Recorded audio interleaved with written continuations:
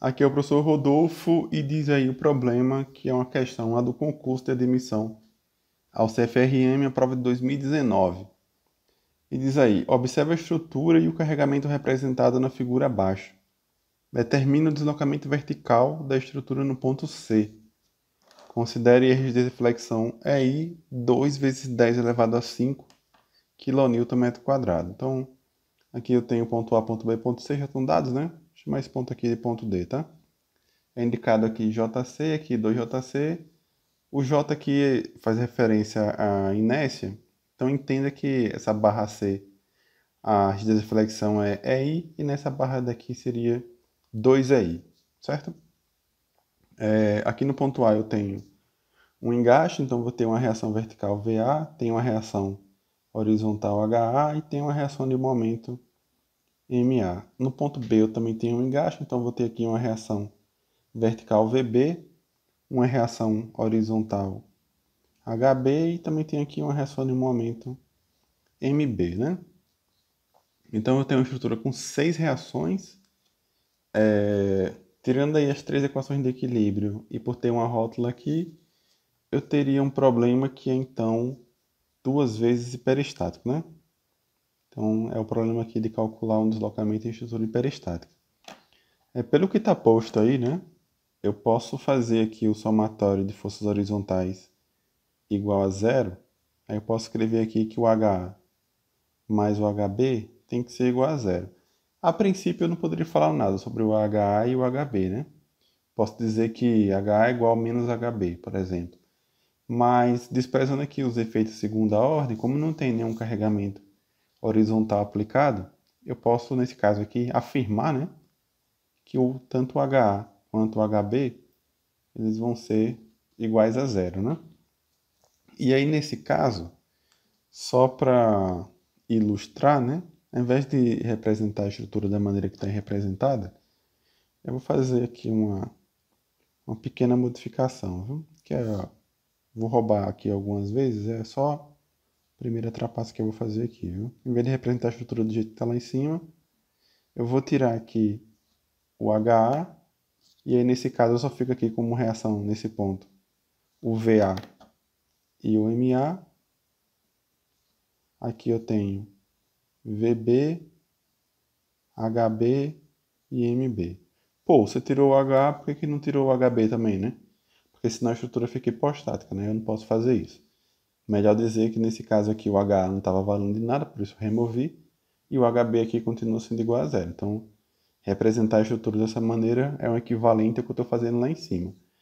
E qual é a necessidade disso, né? A necessidade é que antes eu estava enxergando, né? Talvez aí de forma nebulosa, que a estrutura era 2 vezes hiper, mas como a gente tem um problema aqui que vai aplicar as deformações por flexão, na verdade, eu tenho uma estrutura aqui que é 1 vezes hiper, né? E não 2, né? Em relação à resolução aqui do deslocamento. Então, daí eu já consigo um ganho. O que não deixou de ser hiper, né? O que obriga a gente aí, não necessariamente obriga, né? Mas recomenda-se utilizar o teorema de Pasternak, né? Onde eu tenho que o deslocamento é m barra dividido pelo I dx, que basicamente é o princípio dos trabalhos virtuais. A diferença aqui é que um desses sistemas aqui, né? Eu posso ter um isostático ao invés de utilizar os dois hiperestáticos, né? Pelo teorema de Pasternak. Então, geralmente parece que eu uso muito isso aqui, né? Uso muito pouco. Mas eu já resolvi aqui algumas questões utilizando o teorema de Pasternak. Posso estar enganado aí, mas eu acho que em todos os casos eu utilizei o carregamento real, como sendo aí o caso do hiperestático, e eu utilizei o virtual como sendo o caso do isostático. Nessa questão aqui eu vou inverter, certo? No final das contas vai dar a mesma coisa, mas eu visualizo que seja melhor dessa maneira. Eu vou utilizar para o carregamento real um caso isostático e vou utilizar para o carregamento virtual um caso aí que é hiperestático, certo? Eu vou fazer assim, aí recomendo aí quem estiver estudando, né, porventura, tenta fazer aí de outra maneira, tá? Ou adotar um outro sistema principal, se for o caso. Então, primeiro caso, né, eu vou resolver aqui o caso real. Vou começar pelo mais fácil, né? Então, caso real, eu disse que eu vou utilizar um sistema isostático. Para eu transformar essa estrutura aqui, né, no sistema isostático, eu poderia, por exemplo, aqui eliminar o MA, talvez aqui eliminar o MB, né? Poderia eliminar uma das reações verticais. Mas nesse caso aqui, o que eu vou fazer é eu vou eliminar o MA. Viu? E aí, se eu eliminar a reação do momento MA, aqui no ponto A, fica agora com o comportamento de um apoio do primeiro gênero, né?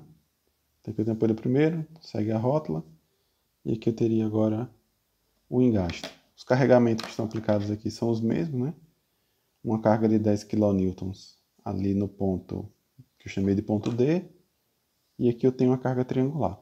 Aliás, também eu não uso muito carga triangular, né? Mas aqui também vou ver como é que fica aí quando eu tenho carregamento triangular. Enfim, nesse caso aqui eu tenho a reação vertical VA, tenho aqui a reação vertical VB, tenho a reação de momento MB, e só para desencargo de consciência também tenho aqui a reação horizontal HB. Do somatório de forças horizontais igual a zero, eu tenho que o HB é igual a zero. Talvez não fosse necessário escrever isso, né? Mas, em todo caso, está aí. Fazendo aqui o momento em C igual a zero, olhando para a esquerda, eu teria aí VA vezes 3, menos 10 vezes 1,5, igual a zero, o que implica aí que o VA é igual a 5 kN. Do somatório de forças verticais igual a zero, eu tenho aí VA mais VB, menos 10. Essa carga triangular, né, eu posso representar aqui como uma concentrada fictícia, e a intensidade dessa carga aqui vai ser igual à área desse triângulo, né? No caso, 9 vezes 3, no caso, base vezes altura, dividido por 2.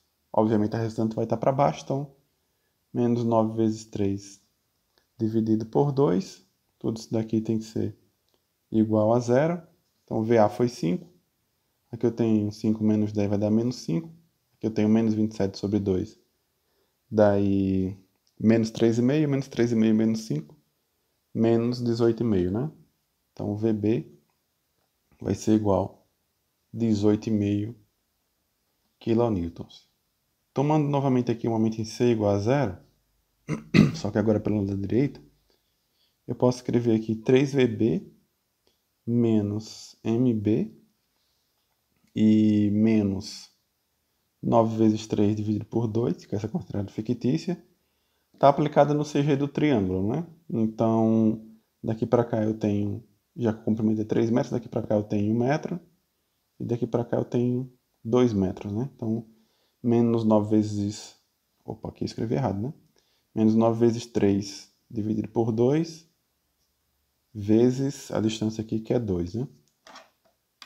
Eu posso eliminar aqui, tudo isso tem que ser igual a zero, né? Posso eliminar aqui esse 2 com esse 2. 3VB, 3 vezes 18,5, daí 55,5. 55,5 menos 27. Então eu tenho aqui que o momento em B vai ser igual a 28,5 kN. Pronto, tenho as reações, posso aqui traçar o diagrama de momento fletor, né? Que seria nosso caso aqui, o diagrama de fletor, o M, né? A ser utilizado aqui.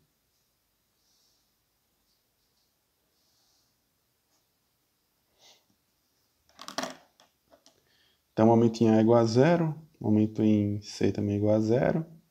O momento em D, calculando pela esquerda aí, seria VA vezes 1,5. Então, 5 vezes 1,5, 7,5. Aqui eu vou para o zero, né? E o momento lá no ponto B, 28,5, né? Negativo, no caso. Pelo sentido do momento indica que está direcionando a parte de cima, né? Por isso que eu estou colocando aqui negativo. Eu tenho ali a carga triangular, né? Que implica aí que meu diagrama deve ficar parecido com isso aqui. Antes de qualquer coisa, né, antes de eu pintar aqui, acho que vale comentar aqui, né, que esse 28,5 que eu acabei de encontrar aí, ele não é 100% devido ali à carga triangular, né? Geralmente eu não faço separando a estrutura, né, quando eu tenho rótula, mas nessa altura do campeonato você já deve ter passado por isso, né? Essa mesma estrutura aqui, eu poderia representar ela assim, né? Tá lá o apoio lá do ponto A, poderia representar a rótula como um apoio de segundo gênero, né?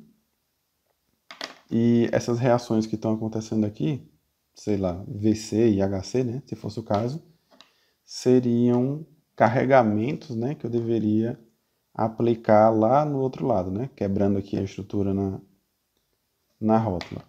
E essa mesma reação que está aqui funcionaria como o carregamento que está aqui. E eu acho, né, que é fácil de ver aí, se eu tenho aqui uma carga de 10 km aplicada no meio, essa reação aqui é igual a 5, conforme a gente encontrou, e essa outra aqui também seria igual a 5, né? O que implica que eu estaria aplicando uma carga de 5 aqui em cima. E aí, nessa minha viga aqui, eu teria para dar momento lá no engaste, tanto a carga distribuída triangular, como esse momento aí de 5, né? Que eu poderia, inclusive, e é o que eu vou fazer aqui, porque isso vai me ajudar mais para frente, certamente, na hora de utilizar a tabela, isso para não ter que utilizar as equações, né? Talvez fosse mais fácil até fazer a integração, mas como o pessoal do concurso lá, ele geralmente dá uma tabela de Kurt-By, eu vou tentar utilizar a tabela, tá? Então, esse caso aqui, né? Se eu tivesse só a carga concentrada lá na ponta, esse momento aqui seria igual a menos 5 vezes 3. Esse momento aqui seria igual a menos 15, né? Isso se eu tivesse só a carga concentrada. E se eu tivesse só a carga distribuída, esse momento aqui seria dado por essa força multiplicada por essa distância, né? Então, 9 vezes 3, 27, dividido por 2, 3,5, né? Vezes 1 daria o próprio 3,5. Então, aqui eu teria um momento igual a menos 3,5. Aí veja que foi justamente o que a gente encontrou, né? Um pedaço, né? É devido à carga concentrada, menos 15, devido à carga distribuída, menos 3,5. Quando eu junto os dois, né? Quando eu superponho, que foi meio que eu calculei aqui para calcular a reação, que deu lá o 28,5. Beleza aí? Então eu vou manter aqui o 28,5, mas aí na hora de fazer as combinações, ao invés de enxergar do jeito que está aqui 28,5, eu vou interpretar dessa maneira o diagrama, tá? Como se ele fosse uma superposição aqui dessa carga triangular com esse formato aqui. Porque esses dois eu tenho na minha tabela, tá? Esse caso aqui que está combinado eu não tenho. Deu para pegar a jogada aí? Acho que sim, né? Então resolvi aqui o carregamento real, vamos lá agora para o caso do carregamento virtual, né? Esse aqui deve dar um pouco mais de trabalho, porque esse aqui ficou fácil porque foi isostático, né? Mas aí vamos lá para o caso virtual agora. Eu vou até fazer um destaque aqui, que ele que é o hiperestático, né?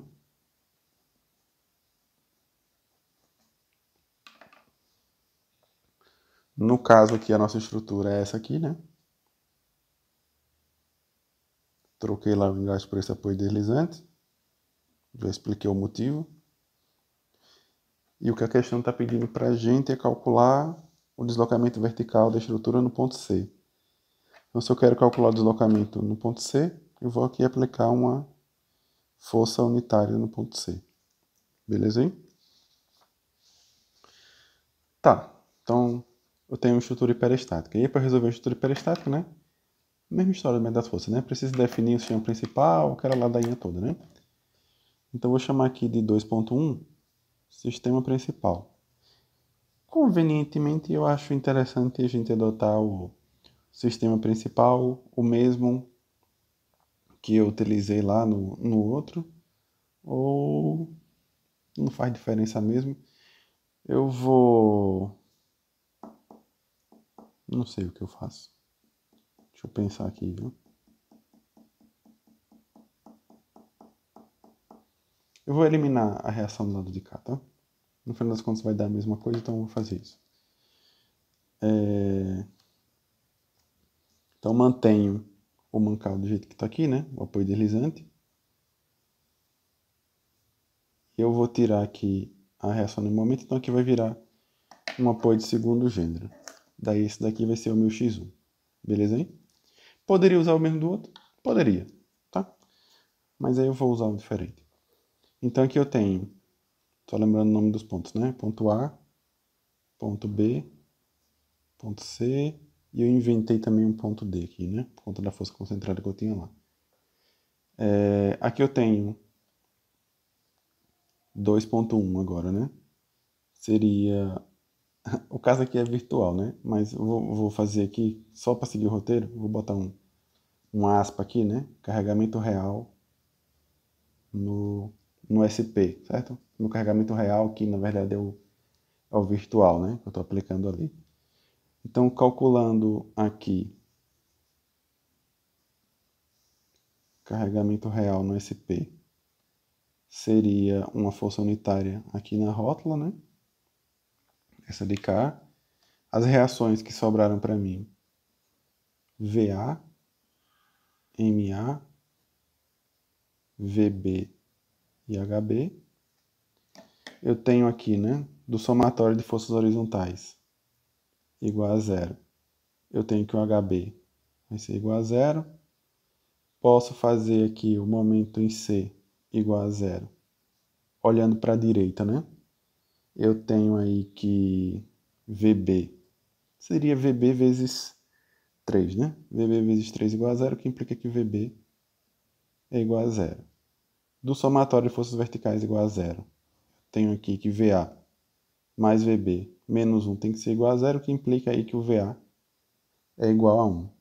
E tomando de novo o momento em C igual a zero, só que agora, olhando para a esquerda, eu teria aqui VA vezes 3 menos MA igual a zero, o que implica aí que o MA é igual a 3, né? 3 metros, no caso. Ok, dito isso, eu posso traçar o meu diagrama de momento fletor, né?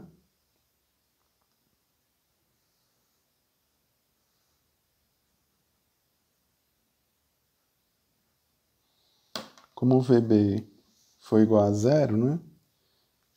Significa dizer que eu não tenho momento nessa barra, né? Mesmo porque o B é zero e o na rótula é zero, né? No ponto A eu vou ter dois valores de momento, um vai ser zero e o outro vai ser o valor da reação, no caso menos MA. Então aqui eu tenho menos 3. Pronto, tá aqui o diagrama de momento fletor, né? Para resolver esse caso virtual aí.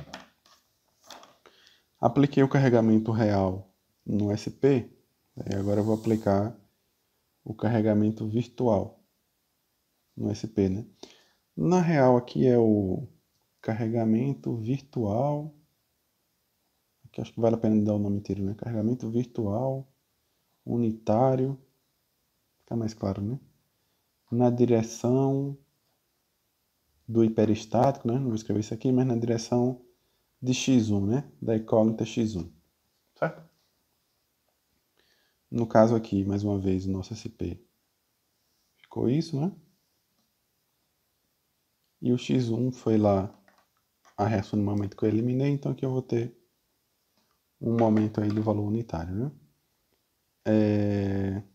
Mais uma vez aqui, do somatório de forças horizontais igual a zero, eu tenho que o HB é igual a zero. Do somatório não, né? Momento em C igual a zero, analisando aí pela direita, eu tenho 3VB menos 1 igual a zero, o que implica que o VB é igual a 1/3.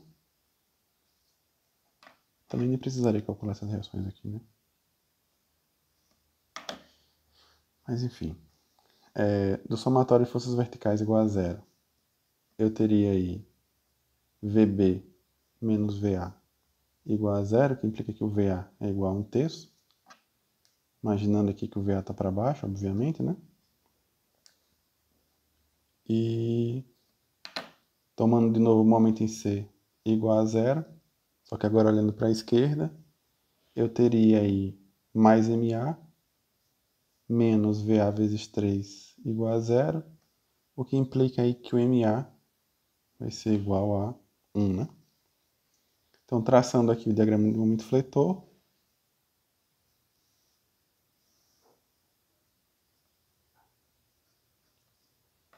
na rótula o momento é igual a 0, no ponto B eu vou ter dois valores de momento, né? Um vai ser 0 e o outro vai ser momento concentrado, que nesse caso está traçando na parte de cima por esse negativo, menos 1. Posso ligar com linha reta aqui até a rótula. E lá no ponto A também eu vou ter dois valores de momento. Um vai ser 0 e o outro vai ser MA aqui positivo, né? Traciona aí a parte de baixo, então mais 1. Está aqui o diagrama do momento fletor. Esse aqui é um roteiro do método das forças, né? Basicamente. Então, esse daqui, como eu estou me referindo ao meu carregamento real aí, esse daqui seria o meu diagrama M0, né? Enquanto que esse daqui, referente aí ao carregamento X1, seria o meu diagrama M1.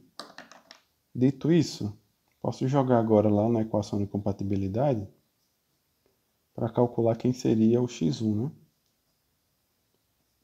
Equação de compatibilidade. Então eu tenho aqui a equação, é uma vez só hiperestática, né? Eu vou ter meu sistema vai ser igual a delta 1 0 mais delta 1 x1 igual a 0, onde eu tenho aqui que o delta 1 0 vai ser igual à integral de M1 M0 dividido pelo EI dx. Nesse ponto aqui eu acho que é interessante dizer, né, que a carga está exatamente no meio, né? Eu poderia pensar que, pô, aqui do lado da esquerda tem uma reação vertical, aqui do lado da direita tem uma reação vertical, certo? Aqui do lado da esquerda tem uma reação de momento, aqui do lado da direita também tem uma reação de momento. Pô, esse negócio não é simétrico, né? Por que eu estou tendo esse cálculo todo, né? Na verdade ele não é simétrico, né? Ele só aparece porque o pessoal lá, talvez uma pegadinha, né? Eles colocaram aqui que a rigidez aqui é 1 e aqui é o dobro, né? Na real, eu tenho que esse daqui, a rigidez é I, e esse daqui é 2 é I, né? Então, não é simétrico. Então, as reações não vão ser iguais, né? Senão, a gente já tinha adotado lá no começo, eu resolvi a questão em 5 minutos, né? Toda ela. Infelizmente, não foi o caso, né? Enfim, voltando aqui, delta 1 0, integral de M0 dividido por I dx. Isso daqui vai ser igual. Vou ter que combinar, né? O diagrama M1 com o diagrama M0. Nesse caso aqui, a gente utiliza a tabela de Kurt-Baer, né? Mais uma vez, né, eu não uso a tabela, né? Eu uso uma que é a adaptação do Soriano. É uma versão mais modesta, né? Mas em todo caso consegue resolver aí quase tudo que eu preciso, né? E aí eu tenho, para combinar triângulo com triângulo, o caso aqui é um terço MAMB vezes L. Então aqui eu teria 1/3 MA menos 3 MB mais 1 vezes o L da barra, que é aí igual a 3, dividido pelo AI, que nessa barra é o próprio AI, né? Então daí eu teria aqui que o delta 0 vai ser igual a menos 3 dividido pelo I. Beleza, né? E o delta 1 seria combinar o M1 com ele mesmo, triângulo com triângulo. Aqui eu teria a integral de M1 com M1, é I. No caso, 1/3 vezes 1 vezes 1 vezes 3 dividido por I, para essa barra aqui, né? E mais 1/3 menos 1 vezes menos 1 vezes 3 dividido pelo I da barra, né? Pelo rigidez da flexão, que nesse caso aqui é 2 aí. Então daí eu tenho aqui que o delta 1 vai ser igual a 1 aí mais, aqui vai sobrar 1 meio aí, né? 1 mais 1 meio é 1,5, né? Então eu tenho aqui que o delta 1 vai ser igual a 3 dividido por 2 aí, né? Opa. 3 dividido por 2 aí. Ok. Tenho aí o valor do delta 0, tenho o valor do delta 1. Posso jogar aqui na minha equação de compatibilidade, vou colocar aqui em cima, tá? Menos 3 dividido por aí, mais 3 dividido por 2 aí, x1 igual a 0. Posso dividir aí, na verdade, né, multiplicar todo mundo por aí e dividir por 3. Eu tenho aqui que x1 sobre 2 vai ser igual a 1, o que implica que o x1 é igual a 2, né? Como x1 é um momento, então, mas é virtual, no entanto, né? Então seria 2 metros, né? Já que a força não tem unidade. Beleza, né?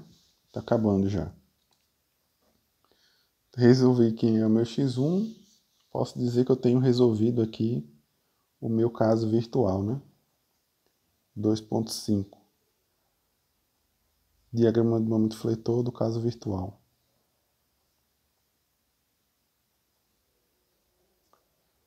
Vou voltar aqui para a minha estrutura original.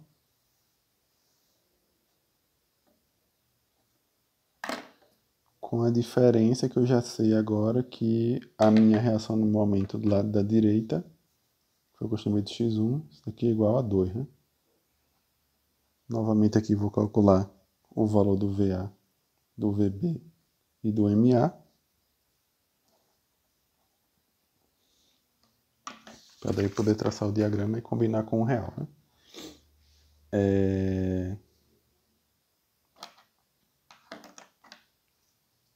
Vamos lá. HA, HB, né?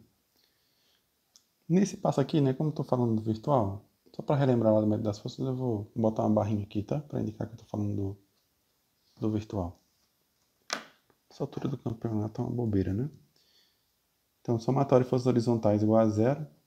Eu tenho aí que o HB é igual a 0. Momento em C igual a 0. Se eu calcular aí pela direita, eu tenho que 3VB menos 2 tem que ser igual a 0. Que implica aí que VB é igual a 2/3 do somatório de forças verticais igual a 0. Eu tenho aí VA mais VB menos 1 tem que ser igual a 0, o que implica que o VA é igual a 1/3. E fazendo novamente aqui o momento em C igual a 0, só que agora pela esquerda, eu tenho aí que 3VA menos MA tem que ser igual a 0, o que implica aí que o MA vai ser igual a 1, né? Pronto, o diagrama de momento fletor, no caso aqui agora o meu M barra, vai ser igual aí a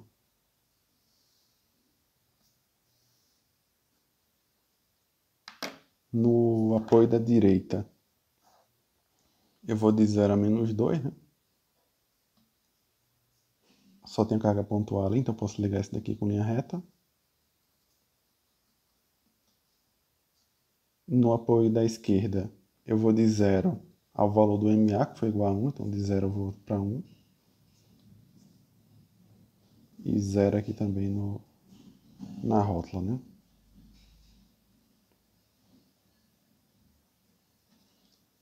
Pronto, né? Tenho o diagrama do fletor M barra. Posso combinar lá com o real, né? Para daí calcular o deslocamento no ponto que foi pedido. Para não ter que ficar indo e voltando na folha, deixa eu só copiar esse diagrama do multifletor aqui, e eu consigo fazer tudo num lugar só. Só um minuto.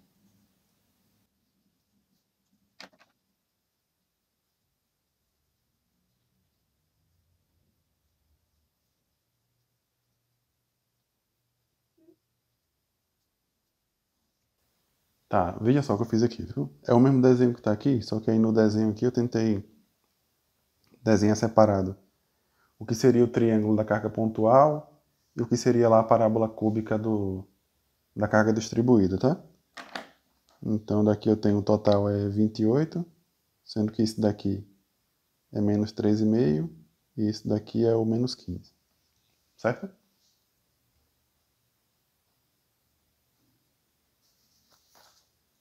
Tá, vamos lá calcular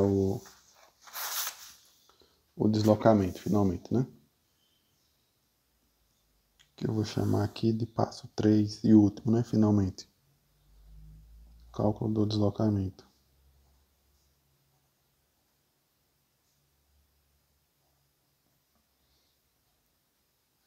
Integral de m barra, e aí dx. Então aqui eu tenho que o deslocamento vai ser igual. Na barra ADC, eu tenho esse triângulo com esse. Tenho aqui pela minha tabela, né? Seria esse caso de cá, né? Com esse.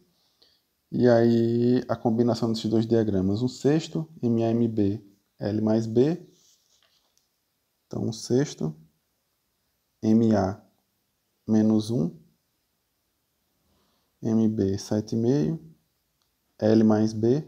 O L é 3 e o B é 1,5, né? Que está aplicado no meio, acho que não tem discussão, né?